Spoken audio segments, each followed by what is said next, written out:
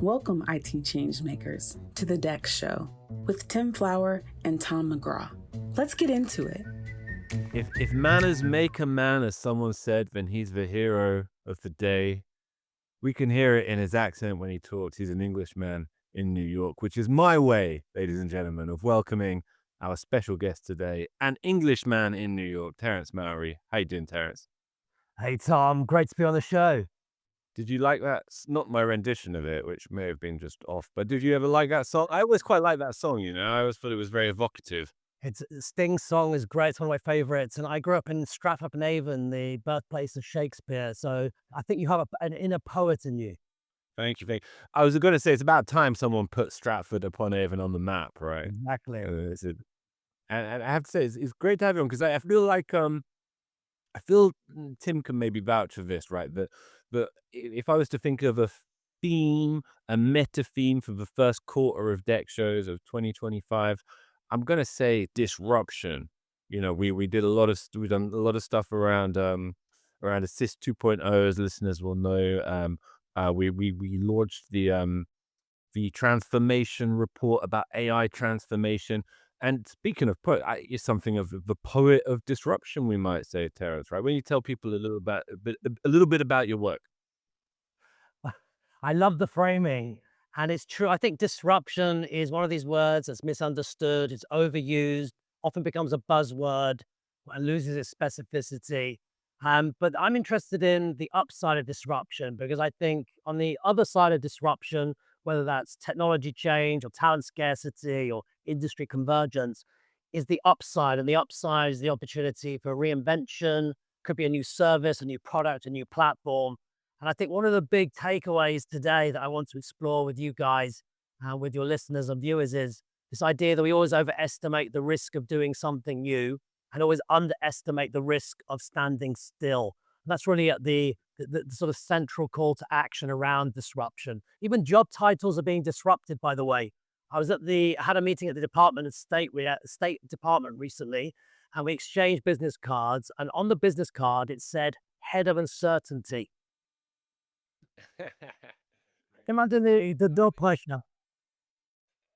Yeah, okay. Maybe the king of uncertainty. It might be, but I do think, particularly with AI, Terence, right? Like I'm sure what you say is right in general, but tell me if you disagree. But with AI, there is a consensus that people need to move, and as much as there's that urgency about it, there's also a sense of like an awareness that yes, you can jump too late, but you can also jump too early, right? Like it's a push and pull.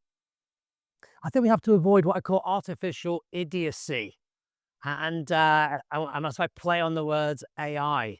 And what I mean by that is that I agree, AI is a here to stay secular and structural trend, presenting tremendous risk, but also tremendous opportunity. I think one of the things we're missing right now with AI is it's largely an automation story for many organizations and the media as well. And I'm interested in an elevation story. And in fact, in my new book, The Upside of Disruption, I talk about two narratives around AI: warm AI, which is humanity first, enabled by AI, and cold AI, which is machine first, often at the expense of, at the cost of loneliness or well-being. And I feel that a lot of CapEx is going into cold AI at the moment at the expense of warm AI. And it's something okay, so think about that what warm AI looks like in real terms, right? You're seeing a lot of AI naturally launched at the moment for non-technical users. And I mentioned Assist 2.0. We did a series of shows about that, but listeners should check out if they missed them, which is effectively putting, highly sophisticated DEX insights into democratizing those insights effectively. What kind of opportunities and risks, Terence, does that kind of power of AI put in democratized offer to organizations, in your view? So I think, in terms of the key difference here, it's one between value extraction and value creation. It's one between AI that actually creates an ultra processed world where we're drowning in information and drowning in data, and a world where actually we achieve what's called ROI, which is not just return on investment, but my new human metric for a post-AI world, return on intelligence. The research is unequivocal. Around 70% of our time every week is spent on bureaucratic activities at the expense of intelligent activities. If there's one thing that AI could do to help us be more productive, lead more meaningful lives, higher value and more intelligent driven lives, it would be to democratize, but also to delete and disrupt, automate, remove, subtract a lot of this bureaucratic, bad bureaucracy that we have to deal with, whether that's too many meetings, too many processes, duplicative structures, or just ways of thinking that have gone off like yogurt in the fridge. And so, Tom, I'll agree with you. I think the first part of the year, there's been a lot of talk about disruption in my travels around the world. I've seen not just excitement about the opportunities of AI, but I would characterize it as nervous excitement. And I think it covers a lot of what, Terrence, what you're referencing. That, is the fear of moving forward justified, or is it the traditional FUD, right? Fear, uncertainty, and doubt. It's something new. It could be dangerous, but we're not quite sure. I agree with you too that a lot of it has almost been fairly simplistic in the way it's talked about, leveraging it mostly for automation.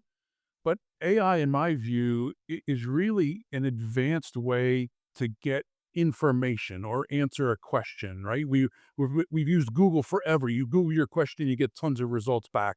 But this gives you very specific, detailed answers to your question. But you talk about it in the context of next level decision making. How do companies prepare for that shift? Right? Is data driven decisioning already ingrained in us and it's not that big a deal? Are we already prepared, or do we need to do something else to get ready for that next level decision making? Yeah, I love the question. It's a catalytic question. It's a question that doesn't just make us feel good, but makes people think hard, and that's important. I think AI is completely misunderstood. The CEO of IBM today said that 99% of data has not been touched by AI in enterprises. And two of the biggest challenges we're facing right now, data quality and speed to insight. And so obviously organizations are drowning in multi-layers of complexity. For example, the average number of apps for a large enterprise and S&P 500 is over 600. So we've got legacy, we've got tech debt, we've got different levels of hierarchies, and all of this creates all sorts of complexity, which is a tax on our ability to really harness the full intelligence, the full insight of our AI platforms. So I think that's the challenge, and that's the opportunity actually. And I agree with you. I think most organizations are trapped between the panic zone and the opportunity zone.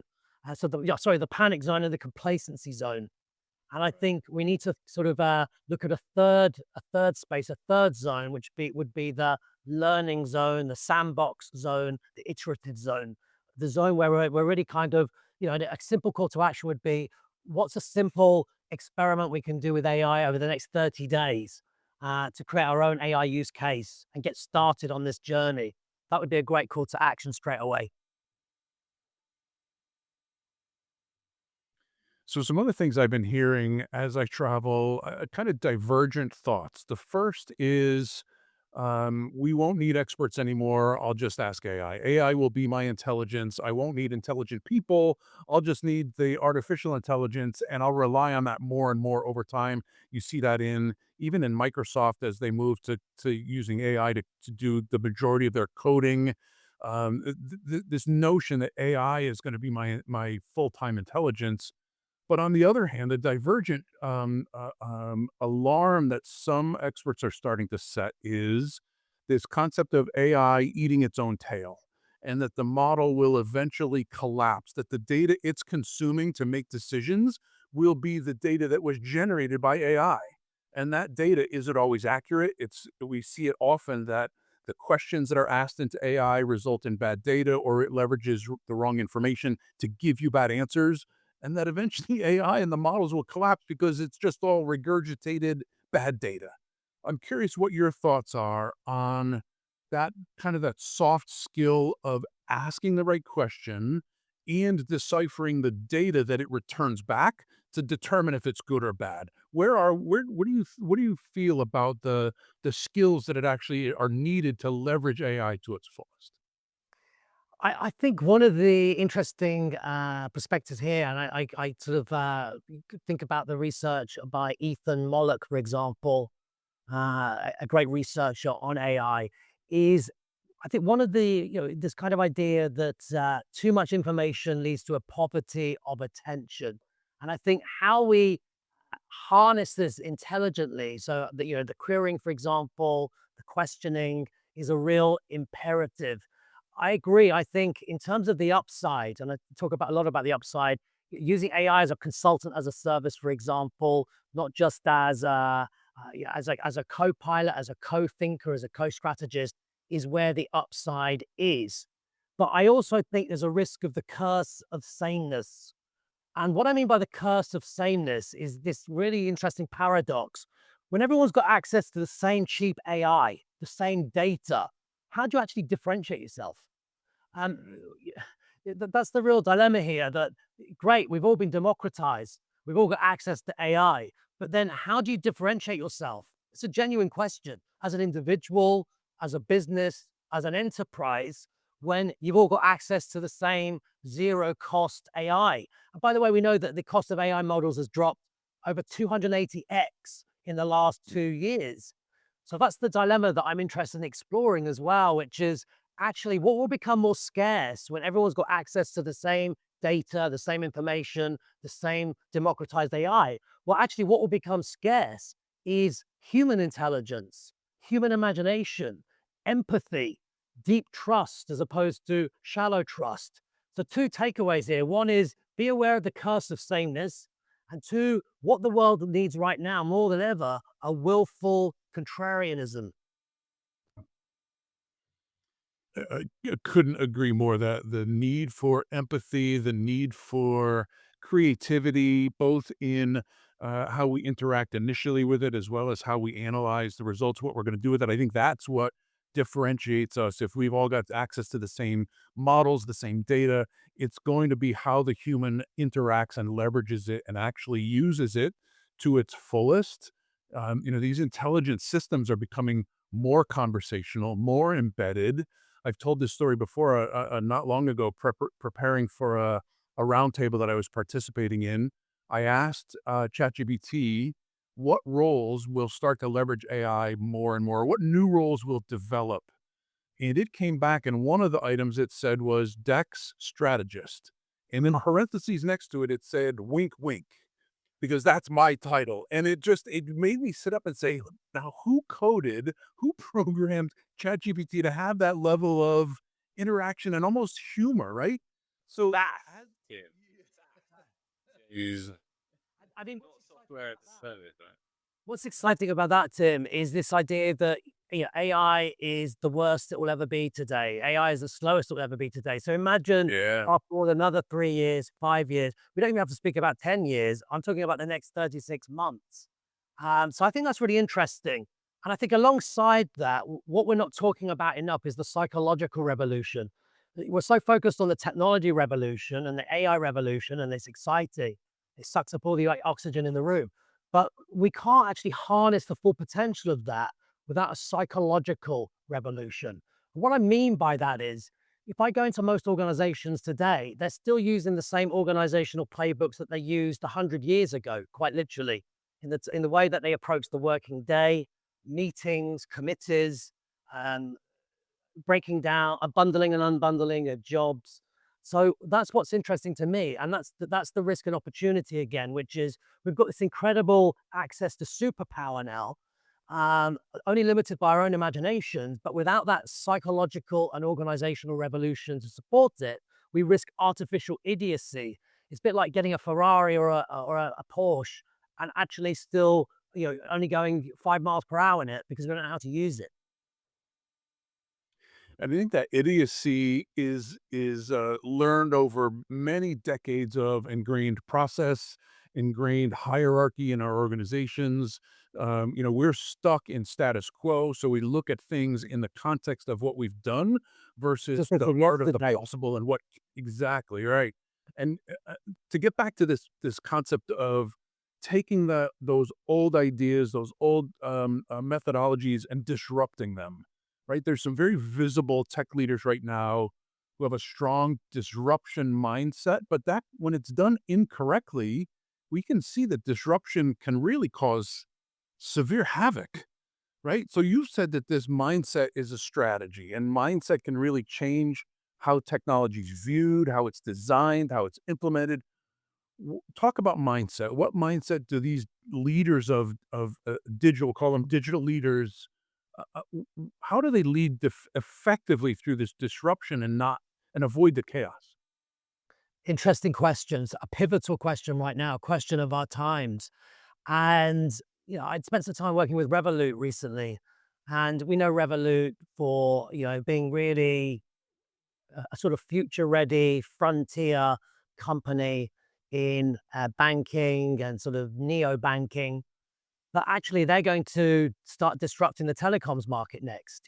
They've decided that, and this is the interesting thing about these pioneer disruptors, which they're not just focusing on one vertical, one industry. They can actually disrupt multiple verticals, and that's the scary truth for anyone listening today. That your next biggest competitor could be a Revolut, could be a company you've never actually heard of, VC backed. And so I think in terms of those collective mindset shifts that we're talking about, economies of scale to economies of sustainability and economies of light speed, ecosystem to ecosystem, preservers of the status quo to challengers of the status quo, Homo sapien to techno sapien, data silo to collective intelligence, and wait and see to learn and explore. Do faster than doubt would be a key call to action right now. I spent some time, I met Jesse Armstrong, the chief writer behind Succession. One of my favorite sayings from that show, a brilliant show, by the way, is you can't make a Tomlet without breaking some Greggs. And Jesse Armstrong, he iterated the script over 100 times with his team. And one of their mottos is start before you're ready or don't start at all. And I think in this moment of extreme liminality, in this moment of high speed unreality for many, actually not taking a risk is a risk when it comes to AI. Interesting. And extreme liminality is super cool, Terence. I know you've also written about trust as a kind of currency in this emergent world. Thinking maybe describe your ideas about trust and why it's so significant, and then relate that, if you can, to how technology teams at organizations can build trust as they start to roll out these very disruptive new tools. If trust was on the dashboard right now, it'd be flashing red. The writer George Orwell would love these times, but not in the right way. We have meme warfare, deep fake. We heard recently that one of the finance team at Arup, the engineering company based in, well, this was the Hong Kong office. He saw a deep fake of his CFO, and it was so believable that he transferred $25 million, but he did it in 25 transactions. And here's an interesting question for you. If you saw your CEO on the screen, how confident would you be to know that it was him or her or a deep fake? Last year, it was about 66% confidence. This year, it's 33% confidence. But the question actually is irrelevant. At some point very soon, you won't know the difference. And if cybercrime and truth decay and trust and ethical breaches were a country, they'd be the third fastest growing country on the planet right now. Global GDP over $11 trillion, growing at a compound annual growth rate of over 28%. We've seen some big examples in the last 18 months. Snowflake, healthcare companies. The average data breach will cost you between $6 and $10 million. It will affect your stock price by 7 to 9%. And trust is the number one driver of enterprise value, but it's never been more tested and more under attack. And trust is the ultimate human currency in this age of AI and acceleration and automation. And so for me, if I break down trust, we're going through different evolutions of trust: institutional trust, local trust, distributed trust, which is enabled by technology, and then auto sapient trust, which will be, you'll have the equivalent of a chat GBT that will be your UI, your user interface, and you will decide what to do through that particular chatbot. Auto sapient trust. And the organizations that own that own the trust, own the ecosystem, and own the value chain. So trust is a big deal. It's time to rethink trust: physical, digital, ethical. And I think it's never been more under pressure. I already fall for just about every phishing scam going, Terence. So they don't need to invest so heavily to pull me in. Who was it you sent $25 million though to some Yeah, feedback engineering company. And basically, I was at Microsoft recently. They're just Microsoft, just one company. They're dealing with 7,000 password attacks a second, and that translates into 600 million a day, 2 trillion a year. Now compound that by different companies, and we go beyond the cognitive limits of these numbers. But this is the interesting paradox again: as AI gets more and more advanced, exponential speed and scale, so does deepfake, so does cybercrime, so does data breach. They're in parallel together. That's wild, I have to say.